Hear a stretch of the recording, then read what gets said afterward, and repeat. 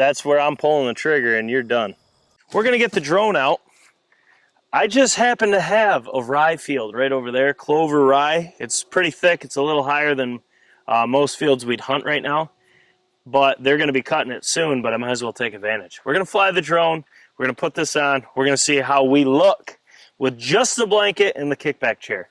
Can it hide me in blue jeans and a green shirt? Stay tuned.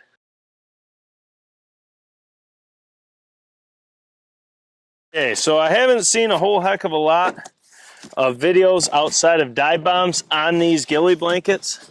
So, naturally, if you guys know the channel, you know exactly what we had to do. I purchased these, and I'm getting attacked by a box. Box was defeated.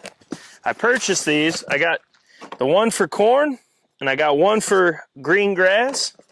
And I'm going to see how we look with the drone, because I'm curious to see how good you actually get hidden from these.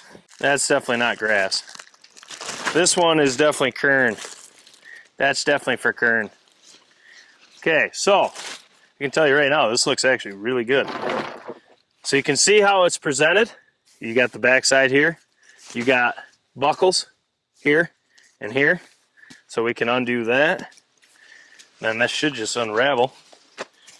Oh, dude, that is sick. Okay, I see you, dive bomb. This joker's heavy. So there you go right there. Can you even see me?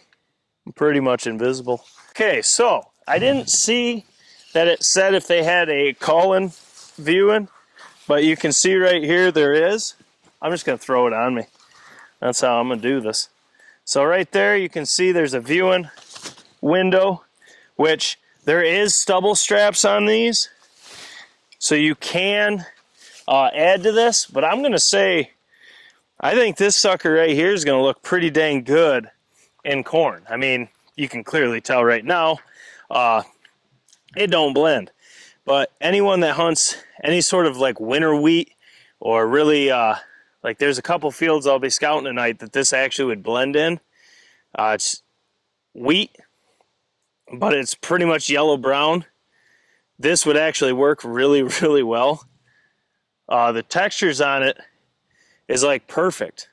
We can't really test that one yet, but we will be doing a test of it as soon as we can. But I am going to keep this box, and then I'll be able to roll this up and use it on some corn. But right now, the one we want to look at is right here. Early season, you can see right here, this is the green. I think there's a sticker on there. I don't really need the sticker. But same thing, I do like that it's got a little, you can just throw it over your shoulder. I don't think the other one had that, but I like this sucker. So now you can unbuckle it just like the corn, and then this one will unravel. And I will say, they're a lot heavier than I thought they'd be. Well, clearly you can tell we're on the driveway right now, but you can see just what we're looking at here. There's the call-in window. There's the greens. I'm just going to pick this up, bring it back a touch, put it in the lawn, and see how it looks. But you do have stubble straps across pretty much the whole ghille if you wanted. And I'm really curious to see how this looks in the... That looks really good. I mean, granted, it's not going to blend in with the lawn, but that actually looks really dang good. I think you could get away without even brushing that in anymore, but I like the stubble straps as an option. I got to go find geese after this, so we're doing this video as quick as possible, as I got quite a bit of ground to cover to find some geese. Now this is the system that makes both of those tick, okay? I got it in marsh fire because I thought it was cool. Doesn't really need to be camoed because, well, we're going to be under one of these blankets. Now, you can see here, first things first, that's how it is. Shoulder straps, that's really sweet. Big buckle. So really, if I'm going to hunt with this early season, I just throw this over one shoulder, throw my ghille over the other. Probably just put it the same and just put it on top. There you go. And then you can be hands-free carrying decoys and one trip, you know what I mean? It's like groceries, bringing them in. Mom didn't raise no quitter. And you can see it ain't gonna get wet on you. There's a little bit of a moisture control there. And then you can just adjust this chair. Let me move this camera back. All right, so it doesn't look good right now, but you can take this, bring it over, and then you can see here, you can have your armrest, little bag. If you want to put anything in that, you could probably fit 25 shells in there if you wanted. It's pretty slick. I'm looking to see if there's any other features I don't see, but there's some armrest support there. Oh wow, this thing's padded. Oh, this little joker's comfy. I can tell you that right now. You wouldn't be up this high, but this is, I could sit on this all day. I'd probably get it right here, so that way you can actually get down to where you could be calling, or you have your gun rest, which is in the back. You'd pick up and shoot. This thing is really impressive. And then you can see, you can fold it up. Thought the gun rest came with it, but I'm not seeing it. So maybe it doesn't, but that would have been kind of a nice feature to have come with it, but maybe I'm just not seeing it yet. But I do like the storage in the back here. Right in the top, got that zipper, and I like how easy this thing is to pack up. We'll take this, set it up out in the rye clover mix, and then we'll see how that looks to a drone, both up high and then down low, like you're landing in a spread. We're not putting out a spread because I don't have time to do it, so I'm just going to be by myself, but we're going to learn a lot more about how this looks, not hiding it with anything additionally than what we have. So we'll catch you when I'm in the field. Mini 3 Pro, I got no ND filters on it. I don't think I'll need any. With the way it is now, it's not that bright out. Put that down for a second. Now this field is taller than what you'd probably be hunting, so keep that in consideration. And I'm just going to set up on a spot over here that's in the shade and in the sun too. I got to try to find both. Okay, so as you can see, I am not in the blind. This is where I'm set up. Now what we're going to do first, flip this camera right on down.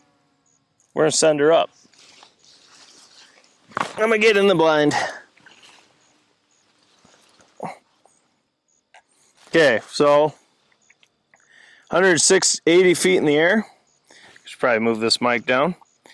You can see, I blend in pretty damn good. This was, when I started this was in the light. Now what we're going to do is come down here. There's Dad's food plot I just planted. You can see where I drove through. And then cereal grain rye along all those trails. Now, we're up here. So I'm going to switch this to cine mode. Now, say we're trafficking geese. We are right here. I am focused on us. Well, me. And you can see there's nothing there that's going to make you, if you're a goose, flare. It blends in really well, actually. I wish it wasn't in the sun, though. But we'll move it in a second. So now, coming over here, we're just going to get right to this. There's me.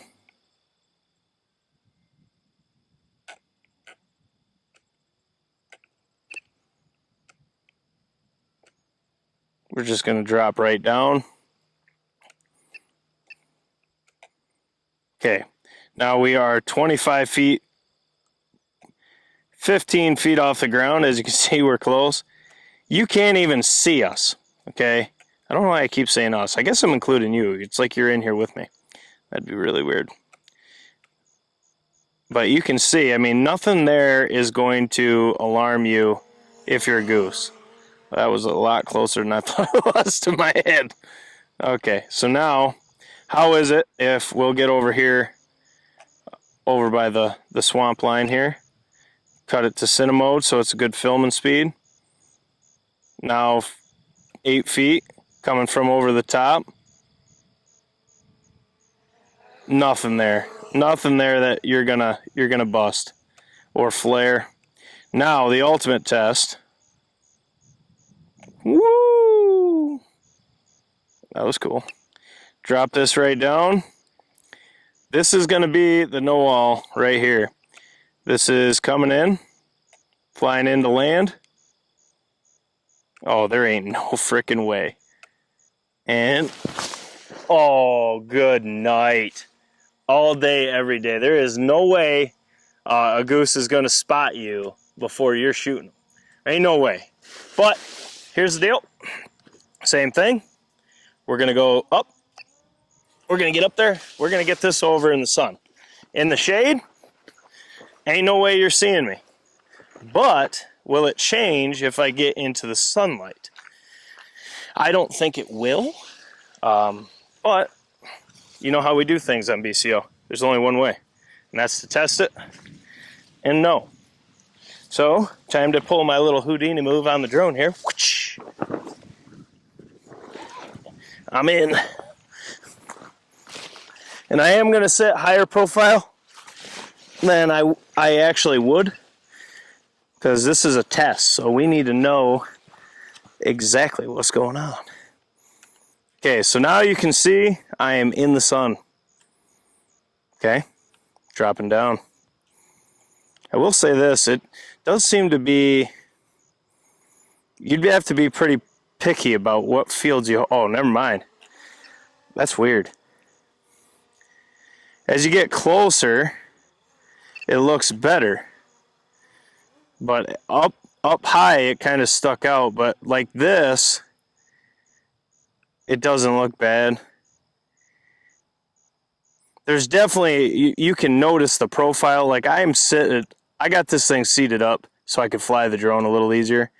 You wouldn't be like this if you're hunting. So it'd be less of a profile, but let's drop it right down. That is right over my feet. I could punch this thing. Okay. Now, what we're going to do, sport mode.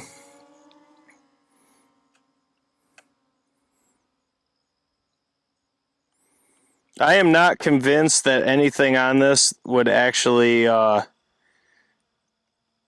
make them flare.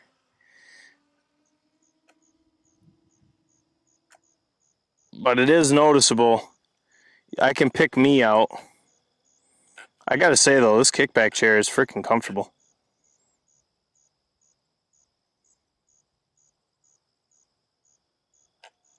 Whoops, I went a little too low there.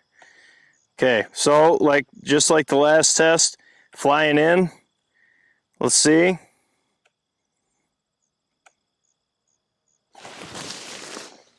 That's where I'm pulling the trigger and you're done. I don't know. You be the judge. Curious to see how this does in a actual test.